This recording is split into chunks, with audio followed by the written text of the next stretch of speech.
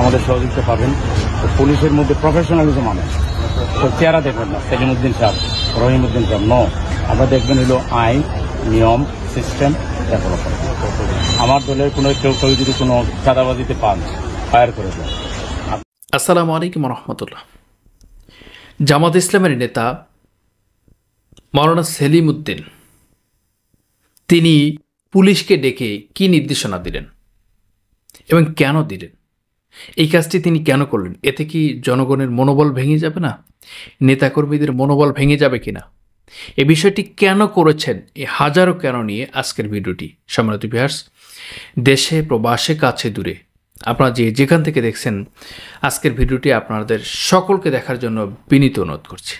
এই জন্য বলছি যে জামাত ইসলামের আমির বা জামাত ইসলামের দায়িত্বশীল কেন এই কথাগুলো বললেন, অত্যন্ত তাৎপর্য এবং গুরুত্বপূর্ণ বেশ কিছু বিষয়, যার পরিসংখ্যানটি অনেক বেশি।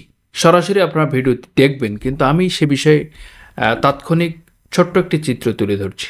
যে বিষয়টি হচ্ছে, জামাত ইসলামী যারা করে, ইসলামী আন্দোলন যারা করে, আনাকিমুদ্দিন যারা করে, দিন প্রতিষ্ঠার আন্দোলন যারা করে, কাজ যারা করে, তাদের মধ্যে নেফাকি, তাদের মধ্যে অহংকারী, তাদের মধ্যে দেমাগি, তাদের মধ্যে আক্রোশী, এই সকল বিষয়কে দূরীভূত করে একটি মানুষকে পরহেজগার হিসাবে, আল্লাহ এবং রসুলের খাঁটি বান্দা হিসেবে, মানে আল্লাহর বান্দা হিসেবে, রসুলের আনিত বিধানের উপরে সশরীরে বাস্তব চিত্র হিসাবে, একটি আদর্শবান মানুষ হিসাবে তিনি গড়ে ওঠেন। এই জন্য তিনি বলেছেন পুলিশকে ডেকে, এবং তিনি বলেছেন এই কথাটি যে আমার লোক যদি অপরাধ করে, অন্যায় করে, জুলুম করে, টেন্ডারবাজি করে, সরাসরি তাদেরকে গুলি করে দিবেন। তিনি জানে যে জামাত ইসলামের কোনো দায়িত্বশীল কোনো নেতাকর্মী তারা কখনোই অপকর্ম করবে না, অন্যায় করবে না। তাহলে আমি বললে সমস্যা কি?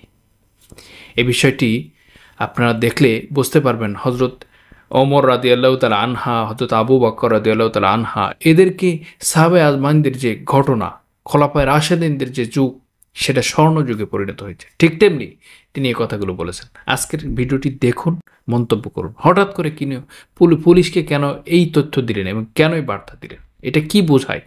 আপনারা অবশ্যই কমেন্ট করে জানিয়ে দেবেন। আপনি কি নতুন আসছেন কিনা? আগে কোথায় ছিলেন? আন্দোলনের সময় কোথায় ছিলেন? সাতপুরে ছিলেন। থাকেন, ভালো থাকেন, আমাদের সহযোগিতা পাবেন।